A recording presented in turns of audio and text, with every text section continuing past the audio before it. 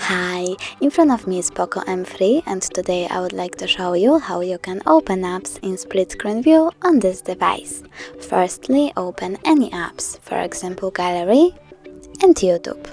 Now click on the square button and tap at the top left corner on split screen. After that, hold an app and drag it to the top of the screen. Then click the other app. As you can see, now I can use both of them at the same time.